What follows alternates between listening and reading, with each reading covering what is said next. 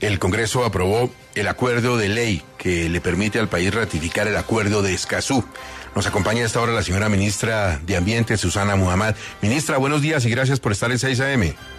Hola, buenos días. Muchas gracias por la invitación. Ministra, los oyentes de Caracol Radio, gente común y corriente en sus casas, en sus oficinas, dicen, me parece que eso de Escazú es un asunto medioambiental importante, pero ¿en qué nos toca a nosotros y en qué nos beneficia en la práctica, en lo real, en la vida de los colombianos, ministra?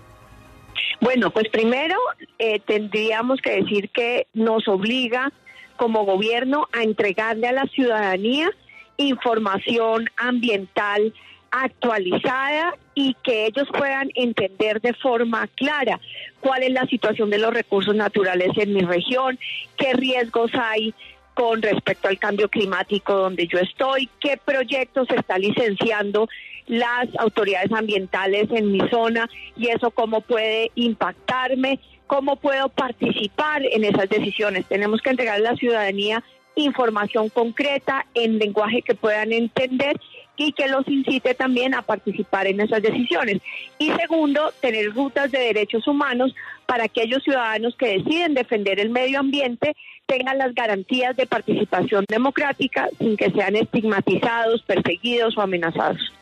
Ministra, algunos de los miembros de la oposición dicen, mire, no queríamos que Colombia firmara el acuerdo de Escazú porque eso le va a dar unos poderes a mucha gente de sectores que van a utilizarlo para frenar el desarrollo, para frenar las obras y para sacar beneficios. ¿Usted cree que eso podría pasar?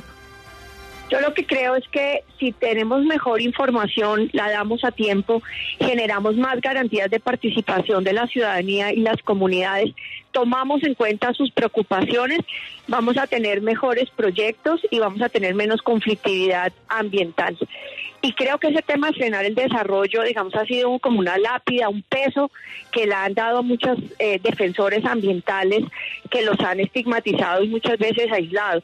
Creo que garantizar un debate público y democrático donde todos los actores y sus razones, incluidos los que van a ser afectados directamente por un proyecto, sean tenidos en cuenta, baja la conflictividad. Ahora, en el país se han presentado casos de personas que quieren utilizar los derechos de participación como una especie de peaje y chantaje. Unas pocas personas, yo creo que si los procesos son más claros, podemos trabajar con las comunidades legítimas, pues también reducimos la posibilidad de que personas que quieran aprovecharse de ese derecho, pues no lo hagan, pero no podríamos, digamos, limitar un derecho democrático porque algunas personas abusen de él. Tenemos que minimizar la posibilidad de que esos abusos ocurran. Ministra, ejemplo práctico un poco relacionado con lo que le preguntaba a Gustavo. Si, por ejemplo, a partir de la firma del Acuerdo de Escazú y la ratificación de Colombia, se requiere dentro de, 6 meses hacer una carretera en una zona en la que hay, por ejemplo, un bosque o una selva o un afluente o algo parecido, ¿cómo cambia la autorización que le tienen que dar el gobierno a esa obra? ¿El Acuerdo de Escazú cambia algo o sigue siendo lo mismo? Bueno, lo que vamos a hacer es cambiar algunos protocolos, normatividades del proceso de licenciamiento ambiental para que las comunidades puedan enterarse con mayor tiempo y tengan más tiempo de participar y su participación pueda ser más cualificada por las garantías de información que da el Estado. Entonces sí vamos, por ejemplo, en los procesos de licenciamiento a generar que las audiencias públicas ambientales sean obligatorias. Hoy no lo son, eso sería un punto de diferencia. Lo otro que queremos profundizar es eso exactamente lo que usted dice, es la capacidad de las autoridades ambientales de tener las líneas bases de los recursos naturales con más transparencia, claridad y estudios científicos para que nosotros también podamos ser más claros como autoridades ambientales hacia los sectores productivos, dónde se puede hacer o dónde no se puede hacer o qué riesgos genera. Hoy estas líneas bases son dispersas, son generadas por las mismas empresas en los estudios de impacto ambiental.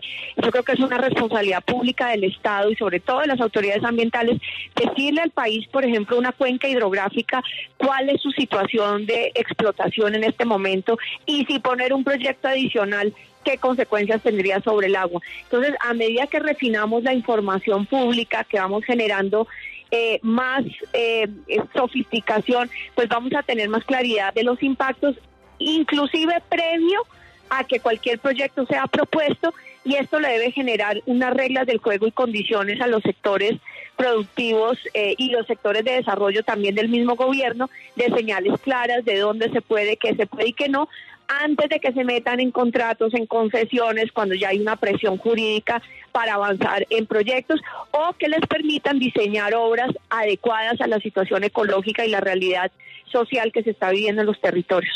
Ministra, finalmente, la doctora Cabal decía ayer que en virtud de Escazú, cuando haya una disputa interna entre alguien y una empresa minera, de gas, petrolera, el litigio podría ir a escenarios internacionales, saltándose los escenarios judiciales colombianos. ¿Eso es así?